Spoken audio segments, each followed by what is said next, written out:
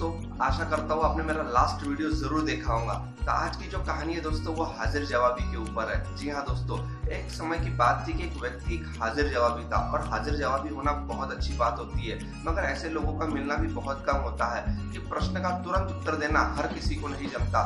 तो दोस्तों आज की कहानी भी इसी के ऊपर आधारित है। तो मैं डॉक्टर पवन चौहान स्वागत करता हूँ आप सबका मेरे मोटिवेशन स्टोरी में। तो आज की जो हमारी कहानी है दोस्तों, इसका जो टाइटल है वो है हाजिर जवाब। जी हाँ दोस्तों, एक समय की बात है, एक व्यक्ति था जो बहुत ही हाजिर जवाब था। उसकी लोग बहुत प्रशंसा किया करते थे। तो देखिए दोस्तों, जब प्रशंसा किसी व्यक्ति की होती है तो कहीं ना कहीं किसी व्यक्ति को ये सुनकर अच्छा भी लगता है और कहीं ना कहीं कुछ लोगों को अच्छा भी नहीं लगता। उनके मन में द्वेष, जलन की भावना उत्पन्न हो जाती है कि भाई फला आदमी क्यों ऐसे इतनी तरक्की कर रहा है। तो वो उसका अपमान करने के लिए, उसे उकसाने के लिए, उसे बिना वजह नीचा दिखाने के लिए कुछ ऐसी हरकतें कर देते हैं जो कि अच्छी बात नहीं होती। तो ऐसे ही दोस्तों उस व्यक्ति की चर्चाएं चलती, उसकी तारीफ चलती, उसकी प्रशंसा चलती। तो एक समय ऐसा आया कि गांव में एक लोगों ने एक बैठक बिठाई, कुछ सभा का आयोजन किया गया जहाँ गांव के सभी बुद्धिमान लोग, विद्वान लोग और अन्य लोग भी आकर बैठे हुए थे। तो ये जो व्यक्ति था जो हाजिर जवाबी था, तो ये भी वहां पर आकर बैठा हुआ था। तो जो लोग, इससे कुछ लोग जलन की भावना से भी वहां पर बैठे हुए थे। तो वहां पे इतनी बड़ी सभा में सभा का विषय तो अलग ही रह गया। किसी ने इसी के अपमान करने की योजना बनाई और सबके सामने इससे प्रश्न पूछ लिया। देखिए दोस्तों, प्रश्न क्या पूछा? उसने पूछा कि तुम इतने बुद्धिमान और हाजिर जवाबी हो, तो आज मेरे एक प्रश्न का उत्तर दो इस सभा के समक्ष। तो जो व्यक्ति हाजिर जवाबी था उसने कहा ठीक है, पूछ लो।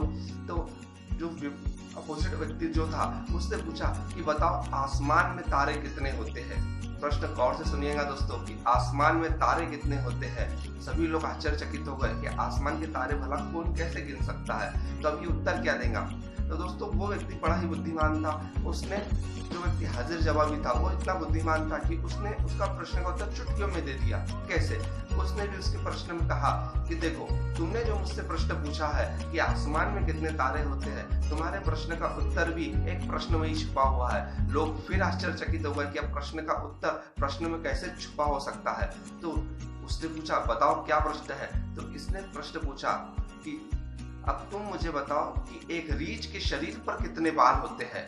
तो जो अपोजिट कैंडिडेट था दोस्तों, जिसने उससे प्रश्न पूछा था, वो भी आश्चर्यचकित हो गया। उसने उससे कहा कि अरे तुम ये कैसे मुझे जवाब दे रहे हो, एक रीछ के शरीर के बाल भला कौन कैसे गिन सकता है। तो हाजिर जवाबी व्यक्ति ने कहा उसी प्रकार तुम्हारे प्रश्न का भी यही उत्तर है कि आसमान के तारे कोई कैसे गिन सकता है। और दोस्तों लोग हंसकर लोटपोट हो गए और उसकी बुद्धिमत्ता और आश्चर्य की तारीफ करने लगे और लोगों ने फिर से उसका लोहा मान लिया कि वाकई में ये हाजिर जवाबी ही है। और जो सामने का व्यक्ति था, जो विरुद्ध पार्टी का व्यक्ति था दोस्तों, वो एकदम चुप हो गया, मानो जैसे उसे नहले पर किसी ने दहला दे दिया हो। और इसी तरह हाजिर जवाबी व्यक्ति की बहुत प्रशंसा हुई और लोगों ने उसकी बहुत तारीफ की।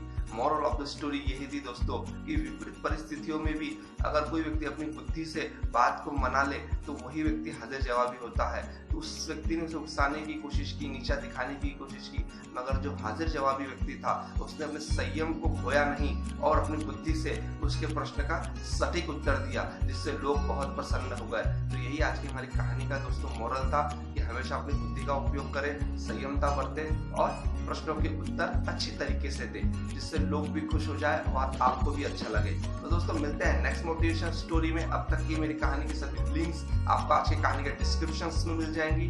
और अगर आपने मेरे चैनल को लाइक, शेयर, सब्सक्राइब नहीं किया है तो इसको जल्द से जल्द लाइक करें, शेयर करें, सब्सक्राइब करें और बेल आइकन बटन दबाना ना भूलें दोस्तों। मिलते हैं नेक्स्ट वीडियो में। जय हिंद, जय भारत, धन्यवाद।